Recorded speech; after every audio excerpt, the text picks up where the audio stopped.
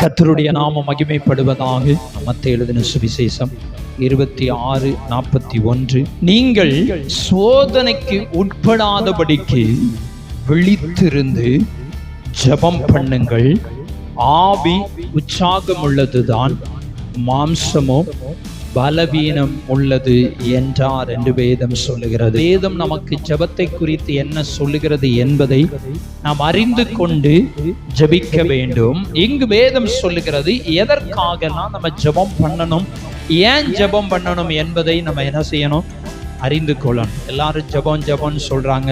இன்னைக்கு ஒரு கூட்டம் ஜனங்கள் சொல்றாங்க, இல்லைன்னா ஒரு கூட்ட ஊழியர் சொல்றாங்க ஜெபம் பண்ணவே வேண்டாம்னு என்ன செய்றாங்க, சொல்லுகிறார்கள். ஆனால் வேதம் நமக்கு சொல்லுகிறதான காரியம், நம்ம ஜெபிக்க வேண்டும் என்று கர்த்தர் விரும்புகிறார். ஏன் ஜெபிக்கணும், எதற்காக ஜெபிக்கணும் என்பதை குறித்து ஒரு 3 காரியத்தை மட்டும் தியானித்து நம்ம ஜெபித்து கடந்து செல்ல போகிறோம். ஆண்டவராகிய இயேசு கிறிஸ்து தம்மோடு கூட இருந்ததான சீசர்களை பார்த்து சொன்னதான வார்த்தை தான் இது. இதே அதிகாரம் 26:36 சொல்லுகிறது, இயேசு கிறிஸ்து கெத்சமனையிலே ஜெபம் பண்ண போகிறார். இயேசு எங்க போகிறாரு? கெத்சமனையிலே ஜெபம் பண்ண போகிறார். அப்படி இயேசு ஜெபம் பண்ணும்படியாய் போகிற போது 37ஆம் வசனம் சொல்லுகிறது, யாரையெல்லாம் கூட்டிக் கொண்டு போனார் என்று சொன்னார், பேதுருவையும் செபதேயுவின் குமாரனாகிய யோவானையும் யாக்கோபையும் இயேசு கிறிஸ்து ஜெபம் பண்ணுவதற்கு அழைத்து கொண்டு போகிறார். அவர் அழைத்து கொண்டு போயிட்டு அவர் சொல்லுகிறார் 38ஆம் வசனத்திலே, என்னோட கூட நீங்க என்ன செய்யுங்க, விழித்திருங்கள் என்று சொல்லுகிறார். 39ஆம் வசனத்திலே சொல்லுகிறது, உம்முடைய சித்தத்தின்படி ஆக கடவது என்று என்ன செய்தாரு, ஜெபம் பண்ணினார். நான் ஜெபம் பண்றேன், ஆனா எல்லாமே உங்க சித்தத்தின்படி என்ன செய்யட்டும், ஆகட்டும் என்று ஜெபம் பண்ணிட்டு 40ஆம் வசனம் சொல்லுகிறது, நீங்கள் 1 மணி நேரமாவது விழித்திருக்க கூடாது. குறைஞ்சது 1 மணி நேரமாவது நம்ம என்ன செய்யணுமா, விழித்திருந்து ஜெபிக்க வேண்டும் என்று வேதம் சொல்லுகிறது. ஏன் ஜெபிக்க வேண்டும் என்று சொன்னால், அதுதான் நான் வாசித்த வேத பகுதி சொல்லுகிறது, சோதனைக்கு உட்படாதபடிக்கு நீங்கள் விழித்திருந்து என்ன செய்யுங்க, ஜெபம் பண்ணுங்க. சோதனை இந்த உலகத்துல நிறைய என்ன செய்து இருக்கிறது. சோதனைன்னு சொன்னா நீங்க என்ன சோதனை அப்படின்னு பார்த்தீங்கன்னா, பாவத்திலே நமக்கு சோதனை என்ன செய்யும், வரும். யோசேப்புக்கு பாவத்திலே சோதனை வந்தது. தானியேலுக்கும் அவரோடு கூட இருந்த நண்பர்களுக்கும் சோதனை என்ன செய்தது, வந்தது. இது பாவத்தினுடைய சோதனை. அடுத்து பார்த்தீங்கன்னா, யோபினுடைய வாழ்க்கையில அவனுடைய சரீரத்தில சோதனை, இழந்த எல்லாவற்றையும் இழக்க வேண்டியதான ஒரு சூழ்நிலை கூட அவருடைய வாழ்க்கையில வந்தது. எலியாவை குறித்து சொல்லுகிறது, ஒரு பெண் சொல்லுகிறார், நாளைக்கு இந்நேரத்துல அவனை நான் என்ன செஞ்சிருவேன், காலி பண்ணிடுவேன் அப்படின்னு சொன்ன உடனே அவருக்கு ஒரு சோதனை. அவர் சோர்ந்து போய் என்ன செஞ்சிட்டாரு, படுத்துக்கொண்டார். சோதனை, அந்த வார்த்தை சோதனையா என்ன செய்கிறது, மாறுகிறது. பாகால் தீர்க்கதரிசிகளை வெட்டி வீழ்த்தியதான எலியாவினுடைய வாழ்க்கையிலே வார்த்தை சோதனையாக வந்தபோது இந்த வார்த்தை நிமித்தம் அவர் சோர்ந்து போய் என்ன செய்தாரு, படுத்துக்கொண்டார். அப்ப நிறைய சோதனை நம்ம வாழ்க்கையில வருகிறதை மேற்கொள்ளணும்னா நம்ம சோதனைக்கு உட்படாதபடி இருக்கணும்னா விழித்திருந்து என்ன செய்யணும், ஜெபம் பண்ணணும். விழித்திருத்தல் அப்படின்னு பார்த்தீங்கன்னா ஆங்கிலத்தில் வாட்ச் என்று சொல்லப்பட்டிருக்கிறது. அதுக்கு தமிழ்ல என்ன அர்த்தம் அப்படின்னு பார்த்தீங்கன்னா, காவல் என்று சொல்லப்பட்டிருக்கிறது. அல்லாவிட்டால் கூர்ந்து நோக்கணும், ஒரு காரியத்தை கூர்ந்து என்ன செய்யணுமா, கவனிக்கணும். இல்லைன்னா காத்து கொள்ள வேண்டும், இல்லைன்னா உன்னிப்பா இருக்கணுமா. நீங்க ஒருத்தரை பார்த்தீங்கன்னா, நீங்க விளையாடுகிற மனிதர்களை, விளையாட்டு வீரர்களை பார்த்தீங்கன்னா, அந்த துப்பாக்கி சுடுதல் போட்டி என்ன செய்வாங்க, வைப்பாங்க. வைக்கும்போது அவங்க வேற எங்கேயுமே அவங்க கண்களை என்ன செய்ய மாட்டாங்க, திருப்ப மாட்டாங்க. நேரம் டார்கெட்டை நோக்கி தான் என்ன செய்வாங்க, பார்ப்பாங்க. எந்த இடத்துல அடிக்கணுமோ அதை உன்னிப்பாய் அவங்க என்ன செய்வாங்க, கவனிப்பார்கள். காவல், வாட்ச் என்று சொன்னால் நம்ம உன்னிப்பாய் இருக்கணும். அடுத்து எச்சரிக்கையாய் இருக்கணுமா, விழிப்புடன் இருக்கணும், கவனமாய் என்ன செய்யணும், இருக்கணும். விழித்திருந்து ஜெபம் பண்ணுங்கள் என்று சொன்னால் கவனமாய், எச்சரிக்கையாய், உன்னிப்பாய் இருக்கணும், ஜாக்கிரதையாய் இருக்கணும். ஜாக்கிரதையாய் இருந்து ஜெபித்தால் மட்டும்தான் வரக்கூடிய சோதனைகளிலிருந்து நம்ம என்ன செய்ய முடியும், தப்ப முடியும் என்று வேதம் சொல்லுகிறது. ஒருவேளை இன்னைக்கு நமக்கு சோதனை இல்லாமல் இருக்கலாம், சோதனையை நம்ம ஜெயித்து கூட கடந்து வந்திருக்கலாம். ஆனால் சோதனையின் வழியாய் கடந்து போகிற போது அந்த சோதனைகளை ஜெயிப்பதற்கு நம்ம விழித்திருந்து விழித்திருந்து ஜெபம் பண்ணுகிற தெய்வ பிள்ளைகளாய் காணப்படணும் என்று வேதம் சொன்ன. அப்போ முதல்ல காரியம், நாம் ஏன் விழித்திருந்து ஜெபம் பண்ணணும்னா, சோதனைக்கு உட்படாமல் இருப்பதற்கு நம்ம ஜெபிக்க வேண்டும். தானியேலுடைய வாழ்க்கையில சோதனை வந்தது. என்ன சோதனை வந்தது? சிங்கக்கவியில அவரை என்ன செஞ்சிடணும்? தூக்கி போட்டுறணும். ஆனா தானியேல் ஜெபத்தை என்ன செய்யல? விடல. தினமும் 3 வேளை என்ன செய்தாரு? ஜெபம் பண்ணினா. நம்ம வாழ்க்கையெல்லாம் சின்ன சோதனை வந்தது, சின்ன பிரச்சனை, சின்ன போராட்டம், சின்ன கஷ்டம், சின்ன நஷ்டம் வந்ததுன்னா நம்ம எல்லாம் என்ன செய்ய மாட்டோம்? என்ன ஜெபம் பண்ணி என்னத்தை கண்டோம், என்ன வேதம் வாசித்து என்னத்தை கண்டோம், சபைக்கு போய் என்ன கண்டோம் அப்படிங்கிற நிலைமைக்கு நம்ம வந்துடுவோம். ஆனா தானியேலுக்கு வேதம் சொல்லுகிறது, பத்திரத்துக்கு கையெழுத்து இடப்பட்டு விட்டது, இவரை சிங்கக்கவியில தூக்கி போடணும். சிங்கக்கவியில தூக்கி போட்டா என்ன நடக்கும்? சிங்க எலும்பு கூட விட்டு வைக்காதபடி எல்லாவற்றையும் நொறுக்கி சாப்பிட்டு விடும். ஆனா அப்படிப்பட்ட நேரத்திலும் தானியேல் சோர்ந்து போகாமல் இருந்ததற்கு காரணம், அவர் சோதனையை மேற்கொள்வதற்கு காரணம், அவர் ஜெபம் பண்ணிக்கொண்டே இருந்தார். தெய்வ பிள்ளைகள், நம்முடைய வாழ்க்கையில சோதனைகளை ஜெயிக்கணும்னா, சோதனைக்கு உட்படாமல் இருக்கணும்னா விழித்திருந்து ஜெபம் பண்ண. இது யாரும் சொன்னதில்லை, ஆண்டவராகிய இயேசுவே தம்முடைய வாயினாலே சொன்னதுதான் இது என்பதை அறிந்திருக்கிறோம். அடுத்து 2வதாக நம்ம என்னெல்லாம் செய்யணும், எப்பெல்லாம் ஜெபம் பண்ணணும் என்று சொன்னால், லூக்கா 21:36 சொல்லுகிறது, எப்பொழுதும் ஜெபம் பண்ணி விழித்திருங்கள். முதல்ல ஏன் விழித்திருந்து ஜெபம் பண்ணணும்னா, சோதனைக்கு உட்படாதபடி நாம் இருப்பதற்காக விழித்திருந்து என்ன செய்யணும்? ஜெபம் பண்ணணும். 2வது, எப்பெல்லாம் ஜெபம் பண்ணணும்னா, எப்பொழுதுமே என்ன செய்யணும்? ஜெபம் பண்ணணும். நமக்கு லாபம் இருந்தாலும் ஜெபம் பண்ணணும், நஷ்டம் இருந்தாலும் நம்ம என்ன செய்யணும்? ஜெபம் பண்ணணும். நம்முடைய வாழ்க்கையில சில நஷ்டங்கள் கூட என்ன செய்யும்? வரும். நீங்க விவசாயி எடுத்துக்கிட்டீங்கன்னா நிறைய நஷ்டம் வரும். ஆனால் அவங்க சோர்ந்து போகாம அடுத்த வருஷமும் அதே நிலத்துல என்ன செய்வாங்க? விவசாயம் பண்ணுவாங்க. நல்லா கவனிச்சு பாருங்க. விவசாயிகளை பார்த்தீங்கன்னா அவங்க சோதனைகள் வரும், நஷ்டம் வரும், கஷ்டம் வரும், ஆனாலும் தொடர்ந்து அந்த வேலையை என்ன செய்வாங்க? செய்து கொண்டே இருப்பாங்க. நம்முடைய வாழ்க்கையில நம்ம எப்பொழுதும் என்ன செய்யணும்? ஜெபம் பண்ண வேண்டும். சோதனையின் நேரத்திலும், கஷ்டத்தின் நேரத்திலும், லாபத்தின் நேரத்திலும், தேவன் நம்மை ஆசீர்வதித்து வைத்திருக்கிற நேரத்திலும், எல்லா சூழ்நிலை. சிலரை பார்த்தீங்கன்னா கஷ்டத்துக்கு மட்டும்தான் ஆண்டவரை தேடுவாங்க, வியாதிக்கு மட்டும்தான் ஆண்டவரை என்ன செய்வாங்க? தேடுவாங்க, பிரச்சனைக்கு மட்டும்தான் ஆண்டவரை தேடுவாங்க. இல்லை, நம்ம எப்பொழுதுமே என்ன செய்யணும்? ஜெபம் பண்ண. ஏன் ஜெபம் பண்ணணும்னு சொன்னா, மனுஷகுமாரனாக வந்த இயேசுவுக்கு முன்னாடி போய் நம்ம என்ன செய்யணும்? நிற்கணும். இந்த உலகத்துல ஒரு கம்பெனிக்கு வேலைக்கு போகணுன்னா, ஒரு மேனேஜர் முன்னாடி போய் நிற்கணும்னா, அவங்க இந்த வீட்டிலே நல்லா ப்ரிப்பேர் ஆகி தயாராகி நல்லா நீட்டாக போவாங்க. ட்ரெஸ் எல்லாம் இன் பண்ணி, அது சரியாக இருக்கா, அது இப்படி இருக்கா, அப்படி இருக்கா, அடுத்து டையெல்லாம் ஒழுங்காக இருக்கா, நம்ம கொண்டு போகிறதெல்லாம் சரியாக இருக்கா அப்படின்னு செக் பண்ணி அதையெல்லாம் தயார்படுத்தி தான் அந்த இன்டர்வியூக்கு போய் என்ன செய்வாங்க? அட்டன் பண்ண போவாங்க. அப்போ இந்த உலகத்தில் ஒரு மனுஷனுக்கு முன்னாடி போய் நிற்பதற்கு அவன் ஜாக்கிரதையோடு, கவனத்தோடு, ஆயத்தத்தோடு போய் நிற்பான் என்று சொன்னார். இந்த பூமியை நியாயம் தீர்க்கும்படியாய் வரக்கூடியதான ஆண்டவராகிய இயேசு கிறிஸ்துவுக்கு முன்னாடி போய் ஒரு நாள் நிற்க போகிறோம். நிற்கும் போது அவருக்கு முன்னாடி போய் நின்று வெட்கப்படாமல், தலை குனியாமல், தைரியமாய் அவருக்கு முன்னாடி போய் நிற்கணும்னா நம்ம எப்பொழுதும் என்ன செய்யணுமா? ஜெபம் பண்ண வேண்டும் என்று வேதம் சொல்லுகிறது. ஆகையால் இனி சம்பவிக்க போகிற இவைகளுக்கெல்லாம் நீங்கள் தப்பி, இனி நிறைய காரியங்கள் சம்பவிக்க போகிறது. நான் இங்க கூடுகைக்கு வருவதற்கு முன்னாடி கூட ஒரு வீடியோவை பார்த்தேன். தேசத்துல, மியான்மர் தேசத்துல பார்த்தீங்கன்னா பயங்கரமான நிலநடுக்கம் என்ன செய்தது? வந்திருக்கிறது. பயங்கரமான நிலநடுக்கம். கட்டடத்தை பார்த்தீங்கன்னா வானத்தை தொடுகிற அளவுக்கு அந்த கட்டடம் இருக்கிறது போல் இருக்கிறது. ஆனால் ஒரு ஆட்டத்துக்கு அப்படி சீட்டு கட்டி எப்படி சரியுமோ, எப்படி வரிசையாய் அடுக்கி வைக்கப்பட்ட கற்கள் சரியுமோ, அதே போல ஒரு நிமிஷத்துல அந்த கட்டடம் தரைமட்டமாகிவிட்டது. ஆயிரக்கணக்கான ஜனங்கள் மருத்துவமனையில் இருக்கிறார்கள். காரணம் என்னவென்று சொன்னால், நிலநடுக்கத்தின் நிமித்தம் அந்த கட்டடம் இடித்து தரைமட்டமாக்கப்பட்டிருக்கிறது. அழகாய் போடப்பட்டதான ரோடுகள் அது எல்லாமே விரிசல் அடைந்திருக்கிறது. எல்லா மக்களும் தெருவுக்கு பயந்து வந்திருக்கிறாங்க. ஒரு முறை அந்த நிலநடுக்கம் வந்ததுன்னா திரும்ப எப்ப வேணாலும் என்ன செய்யலாம்? வரலாம். அப்ப தேசத்தில் இனி நிறைய காரியங்கள் சம்பவிக்க போகிறது, சம்பவித்து கொண்டுதான் இருக்கிறது. தேசத்தில் பல சம்பவங்கள் நடக்கிறது.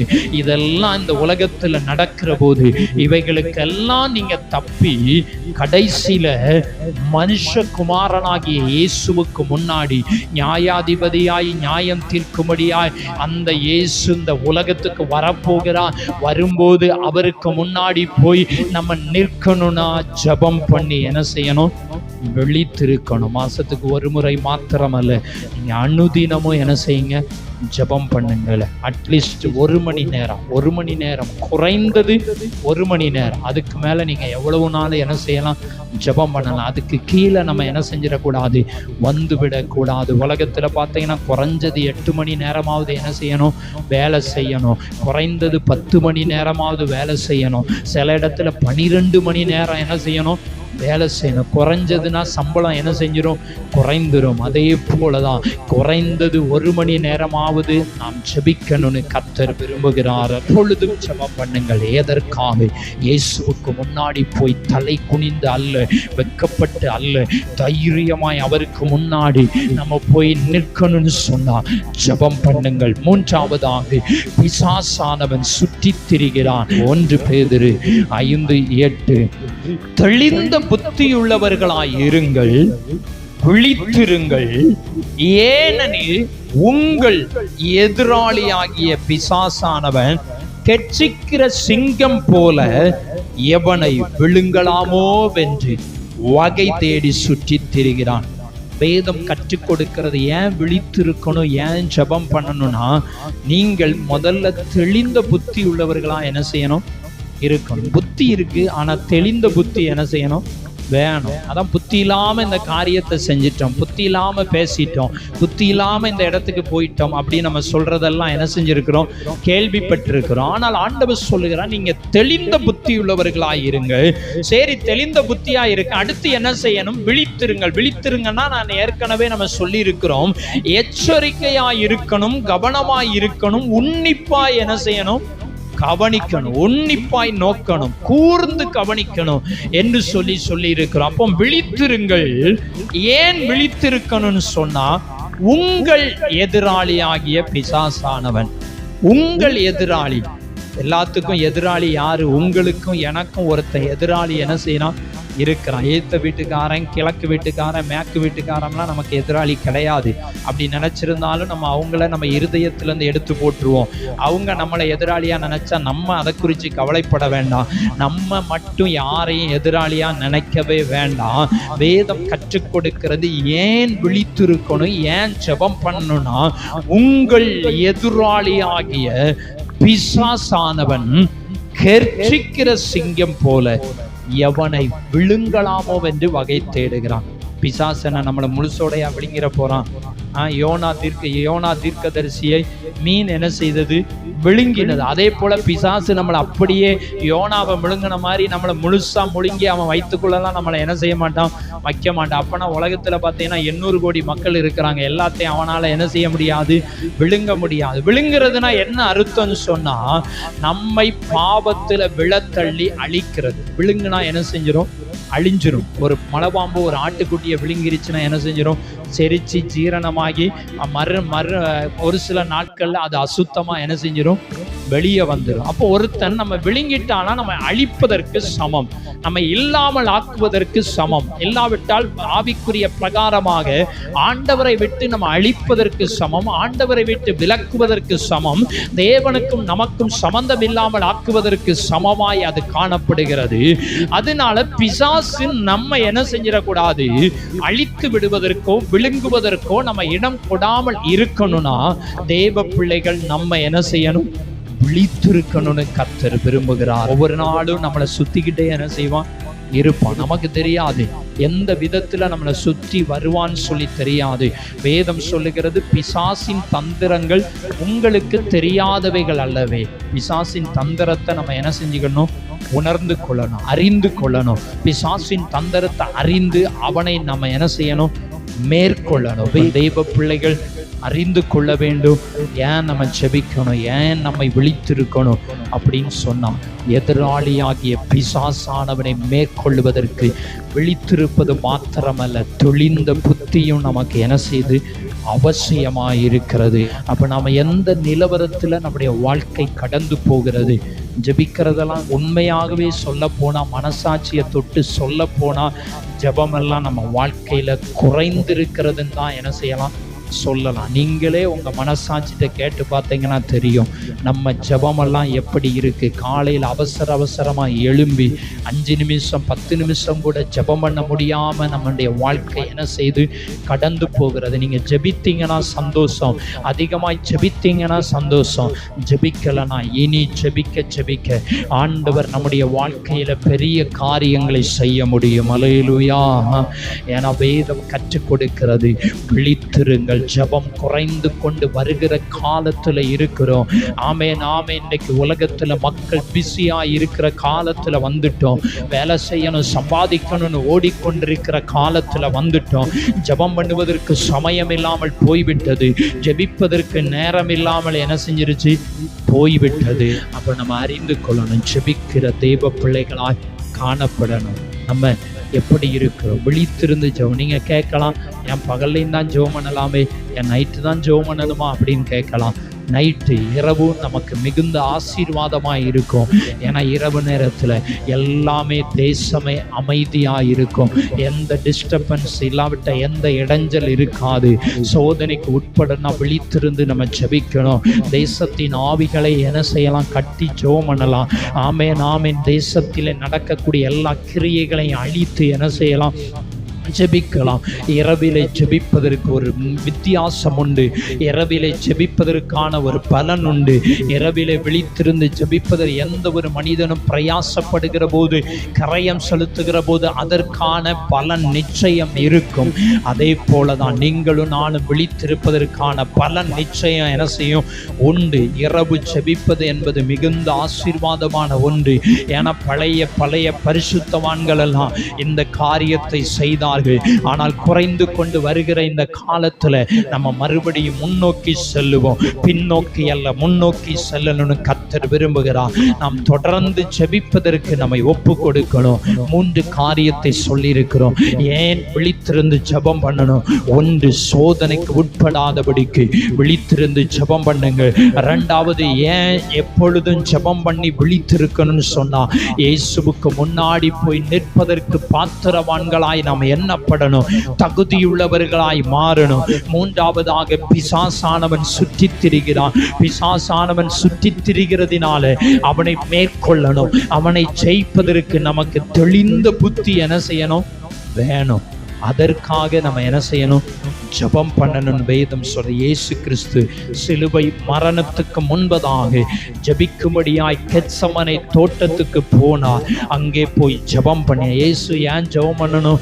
அவர் ஒரு தெய்வம் தானே, ஆனால் இந்த பூமியில் அவர் மனுஷகுமாரனாய் மனுஷ அவதாரம் எடுத்து உங்களைப் போல என்னை போல மனுஷனாய் இந்த பூமிக்கு வந்ததினால அவர் நமக்கு மாதிரியை காண்பித்தார். ஜெபிக்க வேண்டும் என்பதை கற்றுக் கொடுத்தார். தம்முடைய சீசர்களுக்கு கற்றுக் கொடுத்தார். சீசர்கள் இயேசுவினிடத்தில் வந்து, ஆண்டவரே நீர் எங்களுக்கு ஜெபிப்பதற்கு சொல்லித்தாரும் என்று கேட்டபோது இயேசு கற்றுக் கொடுத்தார். இயேசு நாம் ஜெபிக்கும்படியாய் கற்றுத் தந்திருக்கிறார். நாம் அந்த மாதிரியை நாம் பின்பற்றி ஜெபிக்கிற போது கர்த்தர் நிச்சயமாய் நம்முடைய ஜெபத்திற்கு பதில் தந்து நம்மை ஆசீர்வதிப்பார்.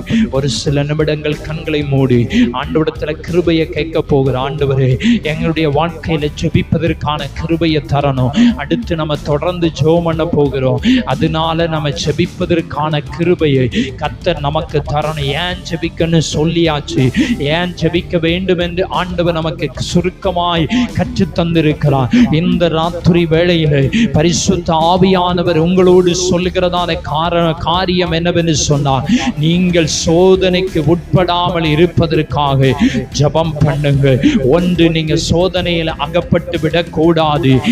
2, ஆமென் ஆமென், தேவனுக்கு முன்பாக ஆண்டவராகிய இயேசு கிறிஸ்துவுக்கு முன்பாக நிற்பதற்கு தகுதியுள்ளவர்களாய் மாறுவதற்காக, தேவ சமூகத்தில் நிற்பதற்கு தகுதியுள்ளவர்களாய் மாறுவதற்காக நீங்கள் ஜெபம் பண்ண வேண்டும். 3வது, பிசாசானவன் யாரை அழிக்கலாம், யாரை பாவத்தில் தள்ளலாம், யாரை ஆமென் தேவனை விட்டு பின்வாங்க செய்யலாம், யாரெல்லாம் இயேசுவை விட்டு ஆமென் திரும்ப செய்யலாம் என்கிற நோக்கத்தோடு அவன் கிரியை செய்து கொண்டிருக்கிறான்.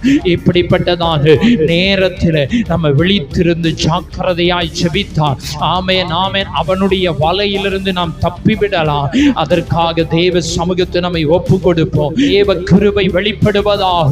ஜெபிக்கத்தக்கதான கிருபைகளை தாங்காண்டவரே, ஜெபிக்கத்தக்கதான கிருபைகளை தருவீராக இயேசுவின் நாமத்தினாலே. ஹல்லேலூயா ஹல்லேலூயா. ஜெபிக்க கிருபை உண்டாவதாக. சோதனை மேற்கொள்ள ஜெபிக்கணும். ஆமென். இதுவரைக்கும் நீங்க ஜெபிக்காம இருந்தீங்கன்னா இன்றைக்கு ஆண்டவர் ஜெபிக்கக்கூடிய கிருபையை உங்கள் சிரசின் மேல் வைக்கிறார். ஆமென். ஜெபம் பண்ணக்கூடிய வல்லமையை கர்த்தர் உங்களுக்கு தருகிறார். கிருபையை கர்த்தர் உங்களுக்கு தருகிறார். ஹல்லேலூயா. ஆமென். நன்றியோடுமை துதிக்கிறோம், நன்றியோடுமை துதிக்கிறோம். பரிசுத்த தெய்வமே மை துதிக்கிறோம். எல்லா தேவ பிள்ளைகளும் ஆண்டவருடைய கரத்தில் ஒப்புக்கொடுங்க. ஆண்டவரே, எனக்கு இதுவரைக்கும் என்னால் ஜெபிக்க முடியவில்லை, ஆனா இந்த ராத்திரியிலிருந்து எனக்கு கிருபை தாங்க, இந்த நேரத்திலிருந்து எனக்கு ஜெபிக்க கிருபை தாங்கன்னு கேளுங்க. சோதனையில் அகப்பற்ற கூடாது. ஆமென் ஆமென். அதற்காக ஜெபம் பண்ணணும். இயேசு கிறிஸ்துவுக்கு முன்னாடி போய் நிற்பதற்கு பாத்திரவானா எண்ணப்படணும். இனி நிறைய காரியங்கள் தேசத்திலே சம்பவிக்க போகிறது. ஆமென் ஆமென். சம்பவிக்க காரியங்களுக்கெல்லாம் தப்பி இயேசுவுக்கு முன்னாடி போய் நிற்பதற்கு தகுதியுள்ளவர்களாய் பாத்திரவான்களாய் எண்ணப்படுவதற்கு ஜெபம் பண்ணி விழித்திருங்கள். நான் ஏசப்பா, நீங்க கிருபையை கொடுங்கப்பா. உங்க பிள்ளைகள் மேல ஜெப ஆவி ஊற்றப்படட்டும் ஆண்டவரே. ஜெப ஆவியினால நிரப்புங்கப்பா. ஜெப ஆவியினால நிரப்புங்க ஆண்டவரே. எல்லா தேவ பிள்ளைகள் ஆண்டவரிடத்துல கேளுங்க. ஆண்டவரே, ஜெப ஆவியினால் நிரப்புங்கப்பா. ஜெப ஆவியினால் நிரப்புங்க ஆண்டவரே. எல்லாரும் தேவ சமூகத்தில் ஆண்டவரே, ஆவியானவரே, ஜெப ஆவியினால் நிரப்புங்க நிரப்புங்க நிரப்புங்க. ஆமென் ஆமென். எல்லாரும் ஆண்டவரிடத்தில் ஒரு சில நிமிடங்கள் கேளுங்க. ஆமென் ஆமென். ஜெப ஆவியினால் நிரப்புங்கப்பா.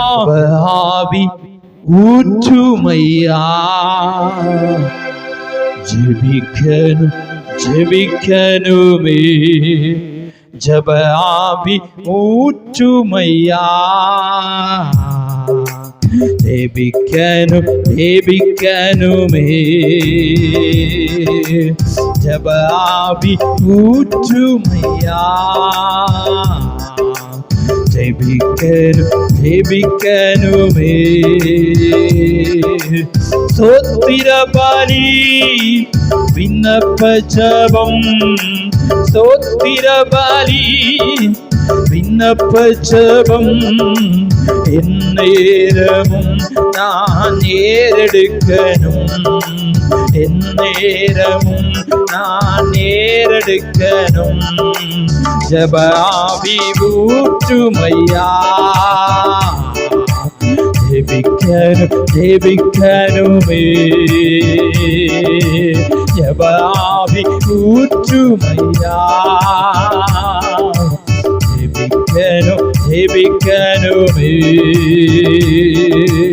உபவாசித்து உடலை வெறுத்து, உபவாசித்து உடலை வெறுத்து, எந்நேரமும் நான் ஜெபிக்கணுமே, எந்நேரமும் நான் ஜெபிக்கணுமே.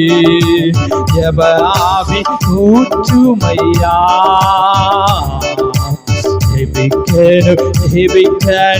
இந்த நேரத்தில் ஒரு சில நிமிடங்கள் கண்களை மூடி ஆண்டவரிடத்துல கேளுங்க. ஆண்டவரே, எனக்கு ஜெப ஆவியை தாங்கப்பா. இதுவரைக்கும் நான் ஜெபிக்க முடியாமல் இருந்திருக்கிறேன், ஆனால் இந்த நேரத்தில் பரிசுத்த ஆவியானவர் உங்கள் மேல் ஜெப ஆவியை ஊற்றுகிறார். உங்களுடைய சிரசின் மேல் ஜெப ஆவி வைக்கப்படுகிறது. ஆமென். ஜெப ஆவியினால் நிரப்பப்படுறீங்க. ஆமென் ஆமென். ஆண்டவரே, என்னை ஜெப ஆவியினால் நிரப்புங்கப்பா. ஜெப ஆவியினால் நிரப்புங்கப்பா. ஓ ரிகா நதரா ஓ ஷேகே நகரகா. ஆவியானவரே, ஜெப ஆவி ஊற்றுமையா, ஜெபி ஜெபிக்கணும் ஜெபிக்கணுமே. அல்லேலூயா. ஆண்டவரிடத்துல கேட்போம், ஆண்டவரே இதுவரைக்கும் நான் ஜெபிக்காம இருந்திருக்கிறேன் பாப்பா, இன்று முதற்கொண்டு என் வாழ்க்கையில ஜெபத்தின் ஆவியினால் நிரப்புங்க ஆண்டவரே. ஜெபத்தின் முக்கியத்துவத்தை நான் உணர்ந்திருக்கிறேன் அப்பா. சோதனைக்கு உட்படாதபடி ஜெபிக்கணும். ஆமென் ஆமென். மனுஷகுமாரனாகிய இயேசுவுக்கு முன்னாடி நிற்பதற்கு தகுதியுள்ளவர்கள் ஆவதற்கு ஜெபிக்கணும். பிசாசின் தந்திரங்களை ஆமென் அறிந்து ஆமென் அவனை மேற்கொள்வதற்கு ஜெபிக்கணும் என்று ஆண்டவர் ஆவியானவர் கற்று தந்திருக்கிறார். ஆமென். நாம் தொடர்ந்து ஜெபிக்க கர்த்தர் நமக்கு கிருபைகளை கட்டளையிடுவாராக.